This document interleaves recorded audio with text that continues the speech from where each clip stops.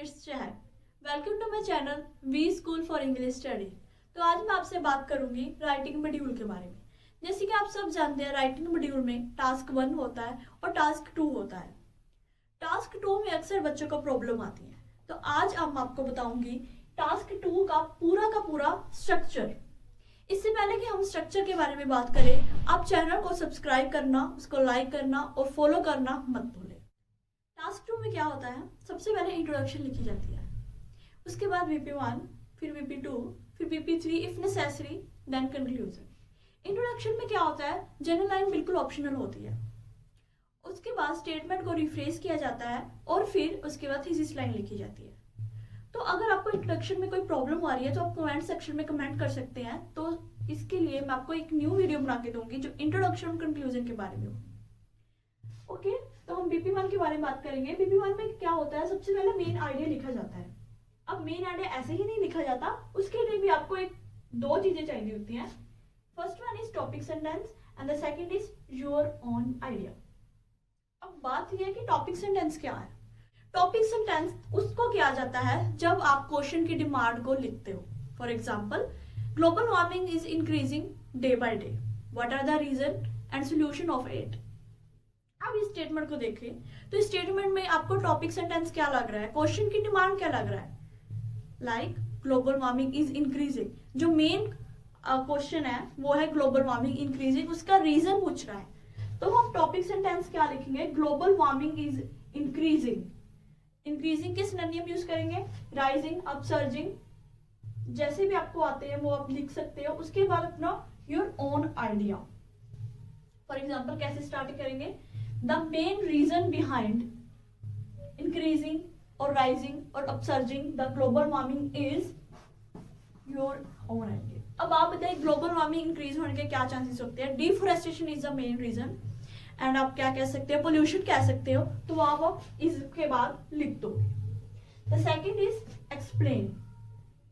अब इस main idea को जब आपने लिख दिया कि डिफोरेस्टेशन चाहे पोल्यूशन, तो उसको आप एक्सप्लेन क्या करेंगे। अक्सर बच्चों की प्रॉब्लम होती है कि हम एक्सप्लेन क्या करें। उनको लाइनें तो बनाने हैं, सेंटेंस फॉर्मेशन सब सही, सब कुछ सही होता है, ग्रामेटिकल एरर्स भी नहीं होती, फिर भी उनको ये समझ नहीं आता कि एक्सप्लेनेशन में क्या लिखें।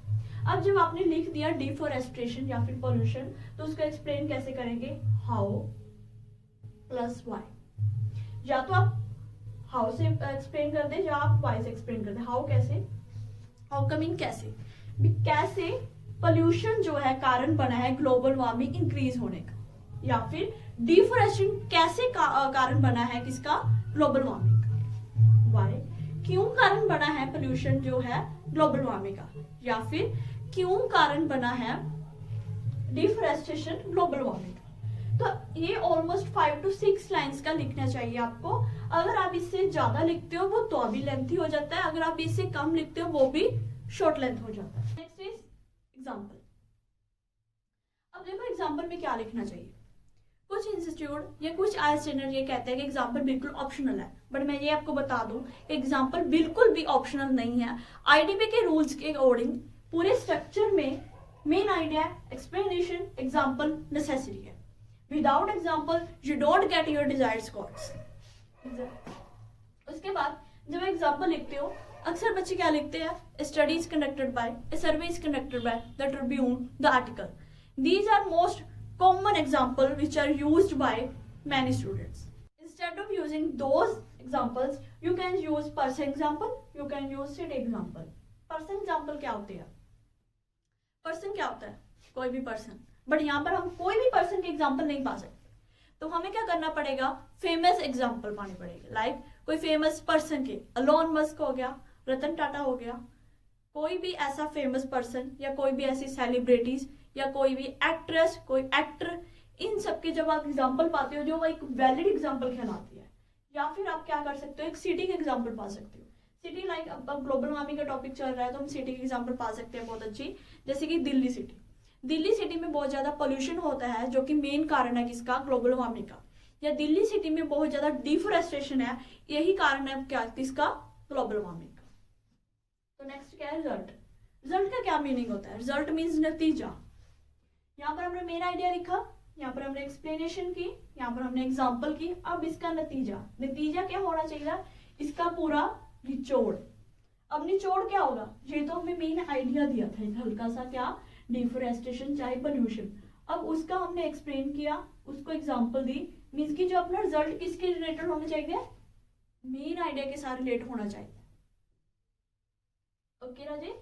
जैसे कि रिजल्ट कोई भी हो वो आपको मेन आइडिया, तो क्या लिख सकते हैं हम, रिजल्ट में लिख सकते हैं deforestation is a main reason, या फिर pollution is a main reason of global warming या एनहांसिंग। ठीक है, इस तरह आपका BP1 जो है कंप्लीट हो जाएगा। नेक्स्ट है BP2। अब BP2 में क्या लिखना है, BP2 में सेम एक्सप्लेन, BP2 में सेम एग्जाम्पल, BP2 में सेम रिजल्ट, बट एक चीज है जो BP1 के जैसे नहीं आएगी। यहाँ पर एक्सप्लेनेशन भी होगी, एग्जाम्पल भी होगी, रिजल्ट भी होगी, मेन आइडिया भी होगा, बट मेन आइडिया में एक ऐसी चीज है जो आप टॉपिक BP2 में नहीं लिख सकते, वो क्या है, टॉपिक सेंटेंस। टॉपिक सेंटेंस नहीं लिख सकते। अगर आप टॉपिक सेंटेंस लिख दोगे तो रेपिटेशन काउंट हो जाएगा। जैसे कि हमने एक बार लिख दिया ग्लोबल वार्मिंग इंक्रीज होने का रीजन ये है, तो उसका सीधा आप सोल्यूशन की बात करेंगे। आप ये नहीं बोलोगे कि ग्लोबल वार्मिंग का रीजन क्या है या ग्लोबल वार्मिंग का राइजिंग होने का क्या सोल्यूशन है, आप सीधा ही सोल्यूशन स्टार्ट कर दोगे, तो वो क्या होगा, आपका BP2 की स्टार्टिंग आ जाएगा मेन आइडिया। यही मेन डिफरेंस है जो BP1 BP2 में है। मेन आइडिया में टॉपिक सेंटेंस नहीं आता, बाकी सब चीजें आती हैं, like your own idea, explanation, example, result. और एटलीस्ट आपके BP1 BP2 की जो लेंथ होनी चाहिए वो 13 to 14 लाइन्स होनी चाहिए। लाइन्स नहीं, लाइक एकदम ऐसे स्टेप बाय स्टेप होनी चाहिए, ना कि फुल स्टॉप वाली लाइन नहीं होनी चाहिए। तो ये आप कोशिश करें कि BP1 और BP2 की जो लेंथ होती है ऑलमोस्ट सेम होनी चाहिए। तो आपको नेक्स्ट वीडियो में आपको बताऊंगी अगर आपको प्रॉब्लम है इंट्रोडक्शन में और कंक्लूजन में। Thank you.